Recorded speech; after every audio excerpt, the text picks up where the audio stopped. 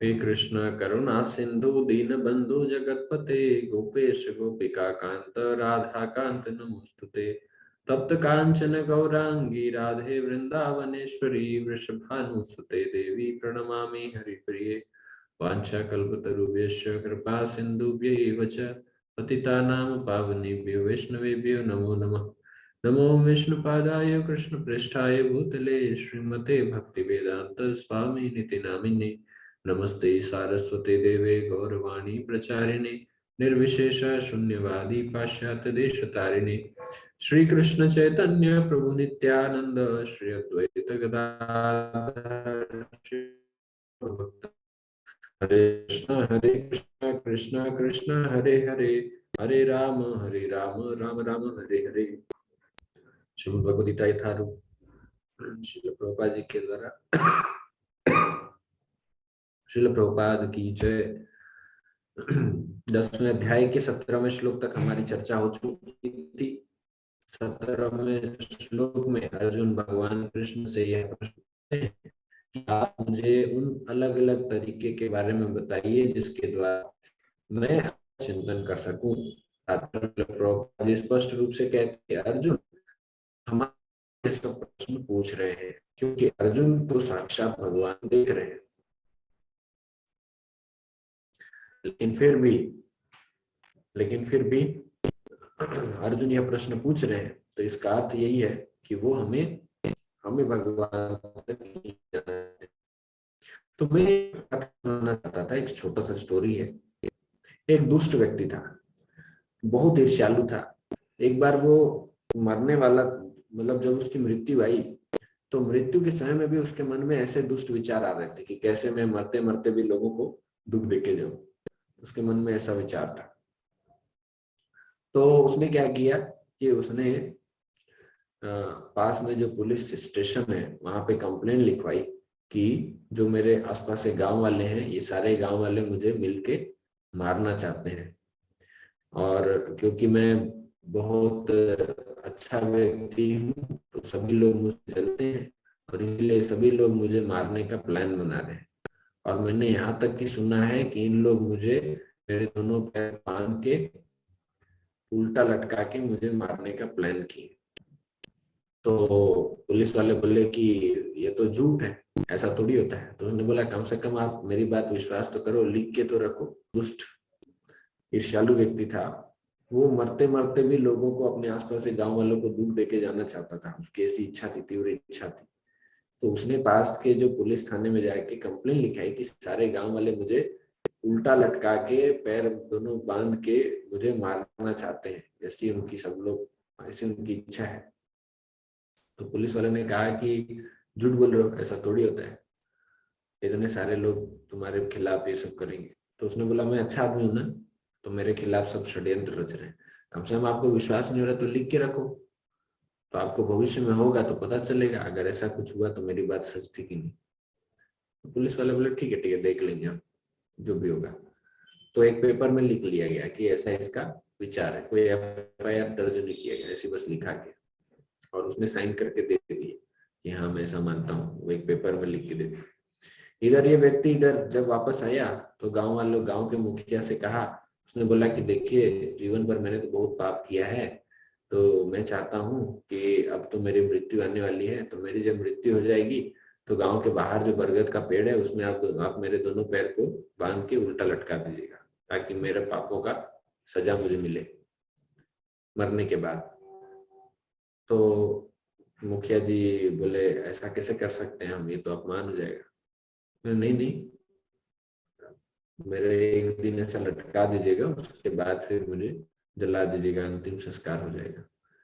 तो गांव वालों का बैठक बैठा, उसमें उसने बोला कि मैं क्षमा चाहता हूँ, जीवन भर मैंने जो भी पाप किए और मुखिया जी से मैंने ऐसा रिक्वेस्ट किया है, तो आप सभी इसमें सहमति दीजिए कि मेरी मृत्यु हो तो ऐसा मुझे पेड़ में आप लोग उल्टा लटके। तो सबने बोला कि तुम कितने भी गंदे व्यक्ति हो, हम ऐसा नहीं करने देंगे। तो उसने बोला ये मेरी अंतिम इच्छा है भाई, मुझे ऐसा कीजिएगा। अब देखिए एक जगह उसने क्या किया, एक जगह क्या किया। तो जब इसकी मृत्यु हुई तो गांव वाले सब उसको ले जाके उल्टा लटका दी। अब लटकाए तो फिर पुलिस वाले ये नजर देख रहे थे। जैसे ही पुलिस वालों ने देखा कि ये तो गांव वाले ऐसा उल्टा लटका दिया, तो पुलिस वाले आए और गांव के जितने लोग थे सबको ले जाके उन्होंने जेल में डाल दिया। ये होता है एक व्यक्ति मरते मरते भी कैसे ईर्ष्या प्रवृत्ति और अपने दुष्टता को दिखा के जाता है। लेकिन उसी के विपरीत जो भक्त होता है वो मरते मरते भी, शरीर छोड़ते हुए भी भगवान की भक्ति करते हुए, प्रचार करते हुए जाता है। इसी के उदाहरण यहाँ पर हम चर्चा कर रहे थे। ये स्टोरी सुनाने का मेरा यही तात्पर्य था कि अर्जुन भी युद्ध भूमि, युद्ध क्षेत्र पर बैठे हैं। युद्ध क्षेत्र पर कुछ भी हो सकता है, उनकी मृत्यु भी हो सकती है या उनको दूसरे सामने वाले कोई मार सकते हैं। ऐसी स्थिति में भी वो दूसरों के कल्याण के लिए सोच रहे हैं कि भगवान अभी बढ़िया हमारा बातचीत चल ही रहा है, तो बता ही दीजिए कि कैसे ये कलयुग के दुष्ट लोग आपको चिंतन कर सके आसानी से। तो ये बात पर हमने अंत किया था कल का सेशन। अब देखिए, श्रील प्रभुपाद 80 वर्ष की उम्र में जब वो अपने शरीर को पलट नहीं पा रहे थे, इतने अशक्त हो गए थे, फिर भी वो श्रीमद् भागवतम का अनुवाद कर रहे थे। बड़ा इंस्पायरिंग है। एक व्यक्ति बिस्तर से उठ नहीं पा रहा है, उसको चिंता किस बात की है कि भागवतम का मैं जो तात्पर्य लिख रहा हूँ या मैं अनुवाद कर रहा हूँ वो पूरा हो जाए। किसके लिए? अपने लिए नहीं। किसके लिए? हमारे लिए, ताकि हम भगवान तक पहुंच सके। अरे इतना कौन सोचता है किसी के लिए? मरते मरते भी, मृत्यु के समय में भी वो सोच रहे हैं। अपने लिए कुछ नहीं सोच रहे हैं, दूसरों के लिए सोच रहे हैं। तो ये चीज हमको भी समझना चाहिए कि हमको भी अपने जीवन में कैसे भगवान के लिए प्रचार करने के लिए उत्सुक रहना चाहिए। जो भी मिले, जहां भी मिले, भगवान का संदेश हमें पहुंचाना चाहिए। हमारा आज्ञा है गुरु है तारो ही देश, जारे डको तारे कहो कृष्ण उपदेश। चैतन्य महाप्रभु का यह आदेश है कि पृथ्वी की भारत भूमि ते मनुष्य जन्म है जार। जिस जिसका मनुष्य जन्म हुआ है इस भारत भूमि में, जन्म सार्थक करी कर परोपकार। पहले तो उनको अपना जन्म खुद सार्थक करना है और फिर दूसरों के लिए उपकार करना है, दूसरों पर उपकार करना है। खुद का जीवन सार्थक कैसे करें? भक्ति के द्वारा। और दूसरों का उपकार कैसे कैसे करें? उनको भी भक्ति प्रदान करके, उनको भी भगवद गीता देके, उनको भी प्रचार करके। और यही सभी भारतीयों का कर्तव्य है। कल 26 जनवरी है, लोकतंत्र मनाएंगे लोग, गणतंत्र मनाएंगे और लोग अपने अपने लोग देश के लिए सभी गर्व महसूस करेंगे कि मैं भारतीय हूँ, गर्व से कहो हम भारतीय हैं। लेकिन भारतीय का काम क्या होना चाहिए, भारत शब्द का अर्थ क्या होता है, ये सब चीजें कौन जानता है? भारत शब्द का ही अर्थ होता है कि ज्ञान का प्रकाश करना, फैलाना, और वो हम कभी करते नहीं। बैठ के टिकटॉक खेलेंगे, अपना स्टेटस रील इसी में लगे रहेंगे, टाइम पास, मोबाइल मस्ती, यही सब चलेगा तो क्या यही भारतवासी है? तो भगवान के नाम का, भगवान की कथा का, भगवद गीता का प्रचार करना, ये मुख्य कर्तव्य है एक मनुष्य जीवन का, वो भी खास करके जिनका भारत भूमि में जन्म हुआ है। ये भगवान का आदेश है। जारे देखो तारे कहो कृष्ण उपदेश। जिसको भी देखो उससे कहो क्या? कृष्ण उपदेश। तो आगे चर्चा आरंभ करेंगे 10वें अध्याय के 18वें श्लोक से। विस्तरेणात्मनो योगम विभूतिं च जनार्दन भूयः कथय तृप्तिर्हि शृण्वतो नास्ति मे मृतम। हे जनार्दन, आप पुनः विस्तार से अपने ऐश्वर्य तथा योग शक्ति का वर्णन करें। मैं आपके विषय में सुनकर कभी तृप्त नहीं होता हूँ, क्योंकि जितना ही आपके विषय में सुनता हूँ उतना ही आपके शब्द अमृत को चखना चाहता हूँ। ये एक भक्त की मनोवृत्ति होती है कि जितना मिले उतना कम। जैसे कभी आप अगर कोई जूस पी रहे हैं, तो जब हम जूस पी रहे हैं, बहुत अच्छा लग रहा है, तो क्या हमारा मन भरता है कि नहीं नहीं एक ही गिलास में हो गया? हम तो 2 3 4 गिलास पीना चाहते हैं। तो जब हमें उस तरह का अमृत मिलता है तो हम तो बार बार उसको चखना चाहते हैं, बार बार पीना चाहते हैं।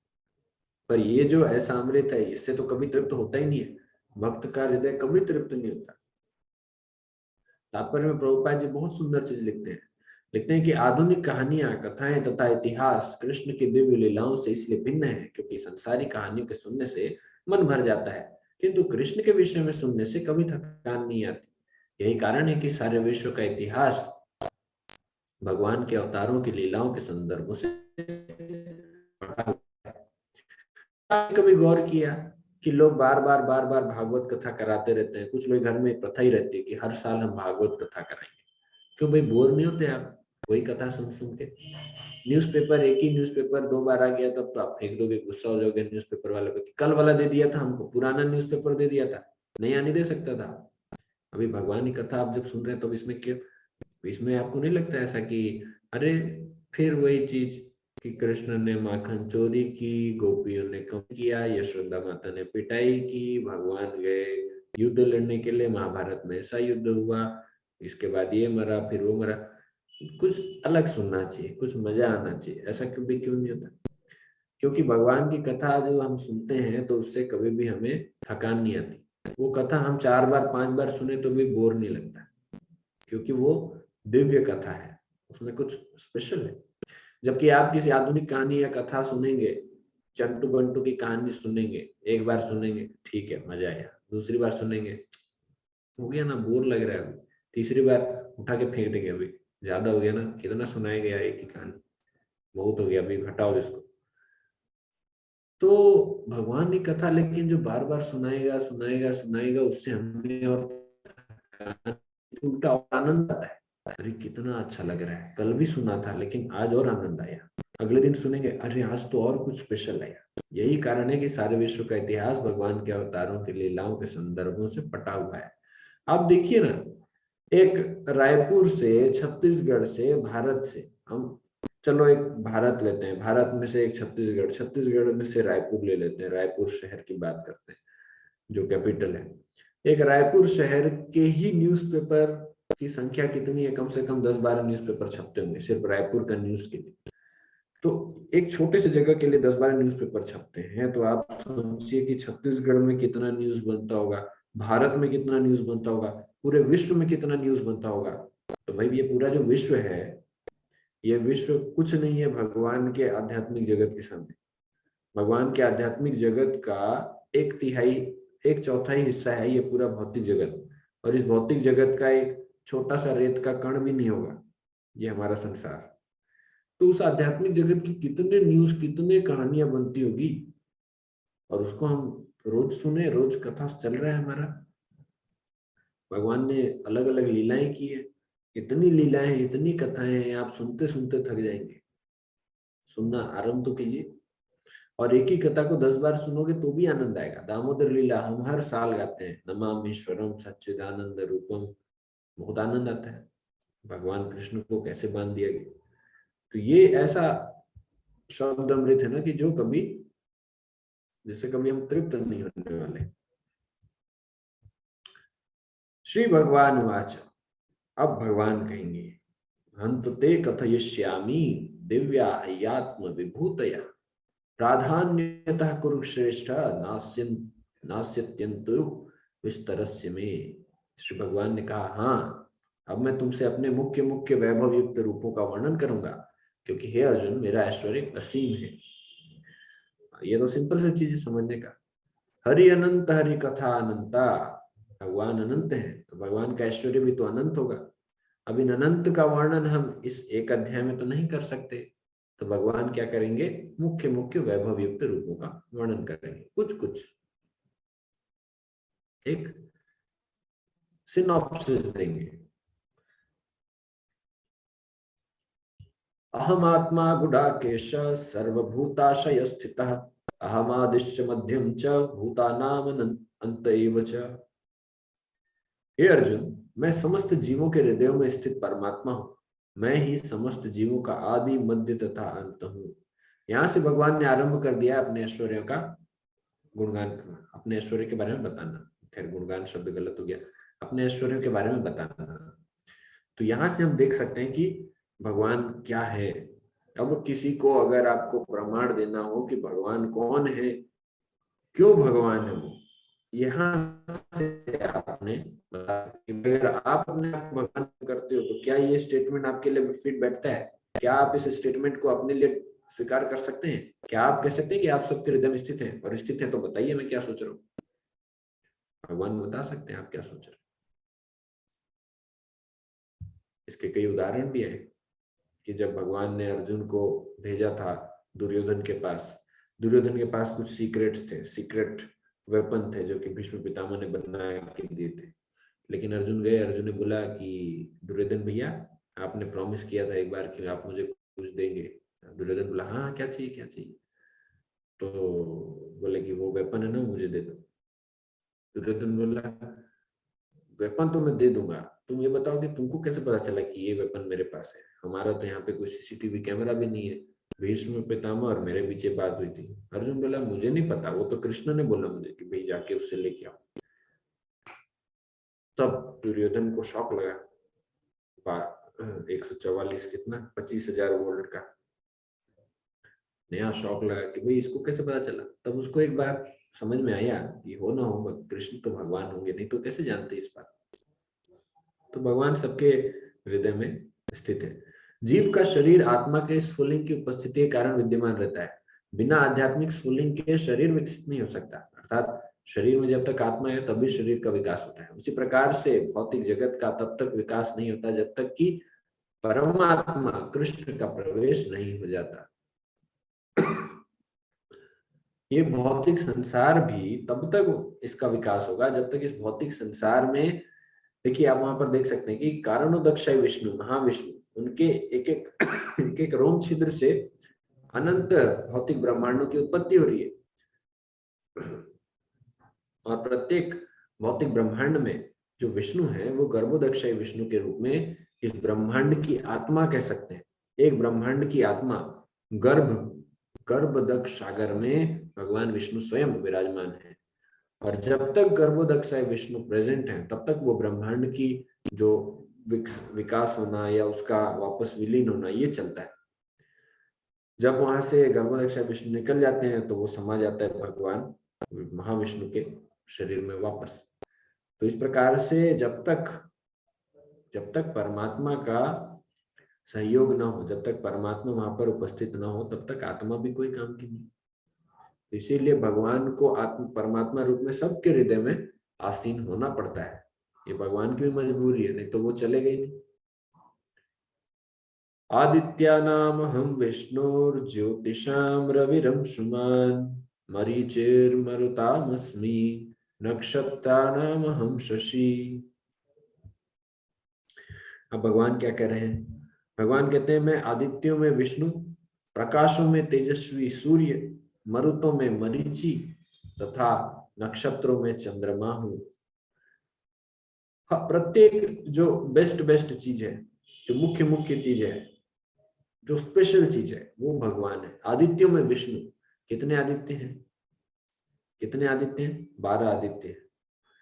प्रकाशों में तेजस्वी सूर्य है ना, प्रकाश प्रकाश जितने हैं उन सभी प्रकाशों में वो सूर्य है। अर्थात तो जितने भी जो ज्योतिष हम ज्योति ज्योति जितने भी है ना प्रकाश पुंज है इन सब में सूर्य है। मैं प्रकाशों में तेजस्वी सूर्य हूँ, सभी भगवान के। मरुतों में मरीचि 49 मरुत होते हैं। मरुत अर्थात ये वायु की दिशा को ये सब देख। सूर्य एक ही है, एक ही सन है। हम लोग क्या बोलते हैं, साइंस क्या कहता है कि बहुत सारे सौर ग्रह हैं, बहुत सारे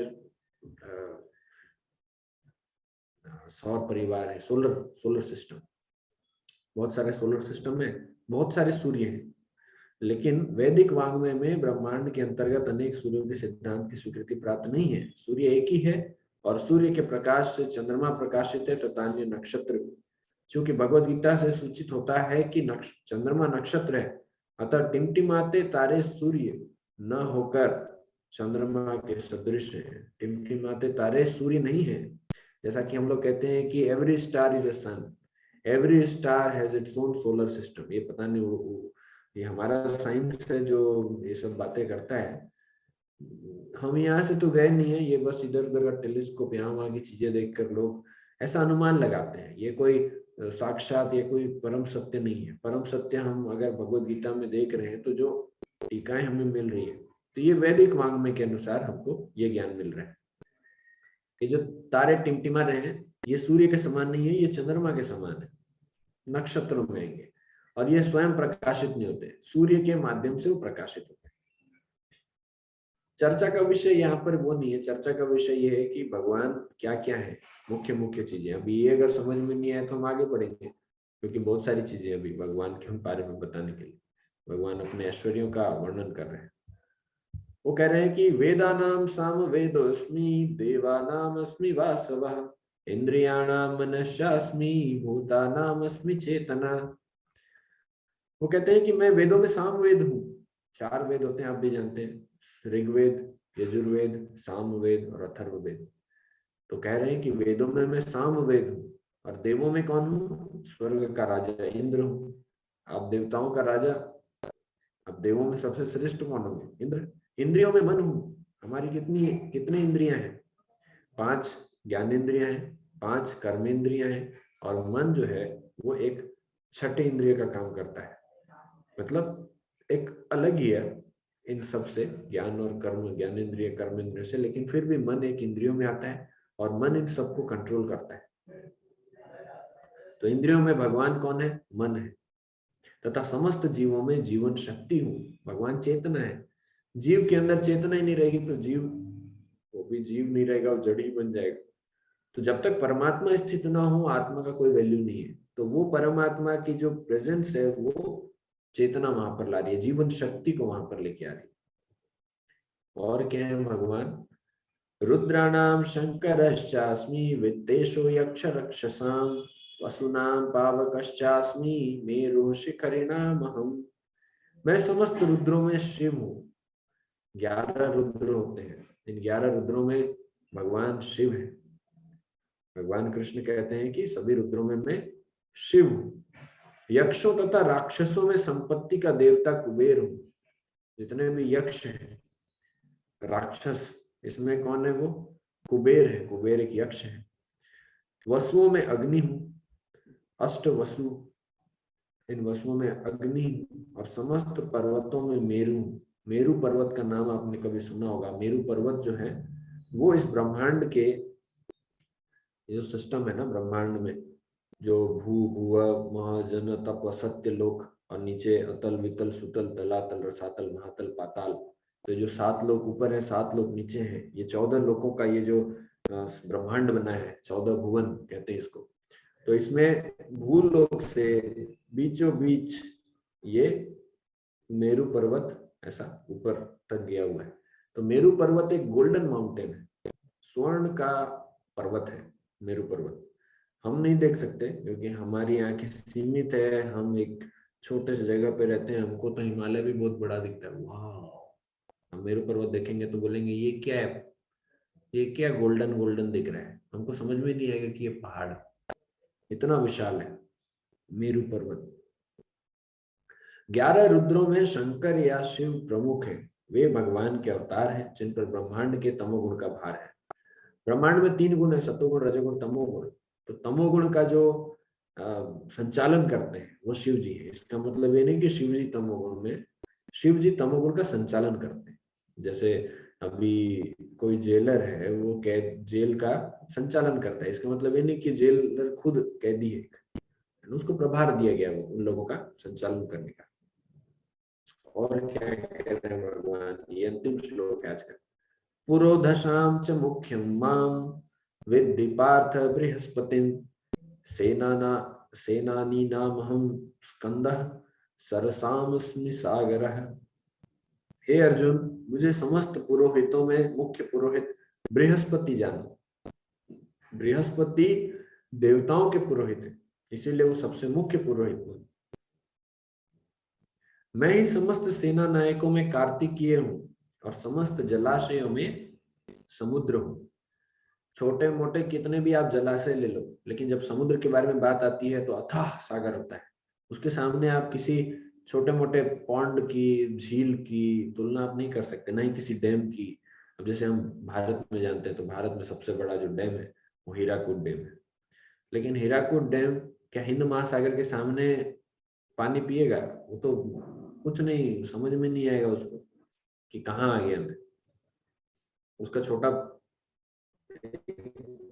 1% भी नहीं। हिंद महासागर इतना बड़ा है। उसी प्रकार से छोटे छोटे कई सारे सागर है, लाल सागर है, कुछ ये किसी और द्वीप में कुछ और सागर मिलेंगे। लेकिन ये जब प्रशांत महासागर, हिंद महासागर, ये महासागरों के पास सामने आएंगे तो इन लोग कुछ भी नहीं बचेंगे। तो समस्त जलाशयों में समुद्र है, अर्थात श्रेष्ठ है सबसे। समस्त सेना नायकों में कार्तिकेय है। कार्तिकेय देवताओं के सेनापति हैं। तो देवताओं की सेना के सेनापति हैं, मतलब सबसे श्रेष्ठ जो सेनापति आज तक हुए वो कार्तिकेय हैं। तो भगवान कहते हैं मैं कार्तिकेय हूँ। और सबसे मुख्य पुरोहित भगवान कौन है? बृहस्पति है। क्या अर्थ है इसका? इसका अर्थ ये है क्या कि बृहस्पति भगवान हो गए, कार्तिकेय भगवान हो गए? नहीं, ये भगवान की शक्ति है कि वो उन्हें इस लायक बना रही है। तो इसीलिए भगवान कह रहे हैं कि अगर मेरा ऐश्वर्य देखना है तो ऐसे देखो। आप इस संसार में सबसे फेमस व्यक्ति किसको जानते हो? सबसे ज्यादा पैसे वाला व्यक्ति कौन है आज हमारे करंट सिचुएशन में? मुझे तो नाम नहीं याद है, हो सकता है आप लोग को याद हो। बिल गेट्स एक एग्जांपल ले लेते हैं, मुझे नहीं पता।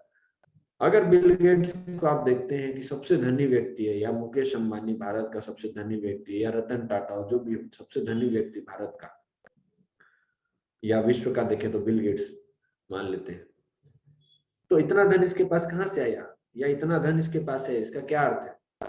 ये भगवान का धन है और भगवान ने इसको इस लायक बनाया है। इसके पुण्य कर्म का प्रभाव होगा कि भगवान ने इसको इस लायक बनाया है। ये भगवान की ऐश्वर्य का एक झलक है, भगवान के ऐश्वर्य का एक झलक मात्र है, क्योंकि थोड़ा सा ही तो है इसके पास। भगवान से कंपेयर करें, ये तो थोड़ा सा लक्ष्मी रखा है, वो तो लक्ष्मीपति है। सभी लक्ष्मी पूरे संसार है जितना है वो सभी भगवान है। जब आप किसी बहुत सुंदर व्यक्ति को देखते हैं, मिस यूनिवर्स, मिस्टर यूनिवर्स फलाना टीम का जो भी बनते हैं लोग, बहुत सुंदर दिखते हैं, वाह कितने सुंदर है। लेकिन जब आप भगवान कृष्ण को देखो तो फिर आप कहेंगे कि ओ ये लोग तो फीके हैं। क्यों? हर साल मिस यूनिवर्स चेंज होते हैं। अरे अगर वो मिस यूनिवर्स थे तो अगले साल भी बनाना चाहिए ना उसको। 2021 में जो थी वो 2022 में क्यों नहीं बनती? अभी कोई नई सुंदर क्यों आ जाती है? क्योंकि उसकी सुंदरता घट गई होगी। लेकिन भगवान की सुंदरता कभी नहीं घटती, इसीलिए भगवान सर्वाकर्षक है। अच्छा, और क्या ऐश्वर्य बताना है? सबसे ज्यादा ज्ञान इस संसार में अगर किसी को होगा तो भी भगवान के ज्ञान का एक झलक मात्र होगा। किसी के पास होगा बाहुबल तो भी भगवान की शक्ति का एक छोटा सा हिस्सा मात्र होगा। आप कंपेयर कर सकते हैं कि ये साधारण सा मरने वाला आदमी एक दिन मर जाएगा, इसके पास इतना शक्ति है, इतना सब कुछ है, तो भगवान के पास कितना होगा? वो तो अजन्मा है, वो तो अमर है, वो तो सृष्टि के कारण स्वरूप है। अरे भाई, ब्रह्मांड उनके एक रोम छिद्र से निकलता है, पूरा ब्रह्मांड। क्या पावर होगा। हरे कृष्णा। तो ये भगवान के ऐश्वर्य हैं। देखिए इस फोटो से भी आप समझ सकते हैं कि भगवान ने क्या ऐश्वर्य होगा। बकासुर इतना बड़ा, इतना खतरनाक राक्षस था, उसको भगवान कृष्ण देख रहे हैं, आप एक बच्चे के समान दिख रहे हैं। भगवान 7-8 साल के थे भगवान जब उन्होंने इस बकासुर का वध किया। इस बकासुर से भाग गए थे ब्रह्मा जी, शिव जी, इंद्र जी, अग्नि जी, ये सभी लोग आए थे अपने अपने अस्त्र से लड़ने के लिए, लेकिन बकासुर ने सबको भगा दिया। बड़ा भयंकर, बड़ा खतरनाक था। लेकिन भगवान ने इसके चोंच को पकड़ के दो टुकड़े, दो फाड़ दिए। आपको लगता है छोटा सा बच्चा कितना खींचेगा, कितना खींचेगा, हाथ कितना जाएगा? नहीं, भगवान ने खींच दिया पूरा, बीच से दो चोंच ही तोड़ दी उसकी। ये भगवान का ऐश्वर्य है जो कि हम समझ नहीं सकते। ऐसा नहीं कि भगवान को गोवर्धन धारण करने के लिए 6 पैक बॉडी बनाने की जरूरत थी, या भगवान को पुशअप करके आना था। अरे रुको रुको, मैं पुशअप करके आता हूँ, नहीं तो फिर मैं उठा नहीं पाऊंगा। ऐसा नहीं था। भगवान गए, भगवान अपनी इच्छा शक्ति से धारण करते हैं। वो उंगली तो जस्ट एक दिखावा था। भगवान खड़े खड़े ऐसे भी उठा सकते हैं। पूरा ब्रह्मांड तो ऐसे ही उठ रहा है ना। ये पृथ्वी भी ऐसी हवा में घूम रही है, ये सूर्य भी ऐसी हवा में तैर रहा है। भगवद गीता में एक श्लोक है कि भगवान कहते हैं कि मैं अपनी तेज से इन पूरे ब्रह्मांड को धारण करके रखता हूं। तो भगवान को धारण करने के लिए कोई एक्सरसाइज करने का या फिर बॉडी बिल्डिंग करके 6 पैक बना के, एब्स पैक बना के ऐसा करने की जरूरत नहीं। ये आजकल ये सब करना पड़ता है क्योंकि इनके पास वो शक्ति नहीं है जो भगवान के पास है। पर इनको देखकर हम एक अंदाजा लगा सकते हैं कि देखो ये झलक मात्र है। ये जो शक्ति इनके पास आ रही है ना, ये भगवान के अंश, एक अंश है। इसीलिए कभी भी हमें घमंड नहीं करना चाहिए अगर हमारे पास कोई शक्ति हो। ये भगवान का एक अंश मात्र है, हमको इसी रूप में स्वीकार करना चाहिए। हरे कृष्णा। बहुत बहुत धन्यवाद आप सभी का जुड़ने के लिए। हरे कृष्णा। श्रील प्रभुपाद की जय। श्रीमद् भगवद गीता की जय। निताय गौर प्रेमानंदे। हरि हरि बोल। हरे कृष्णा।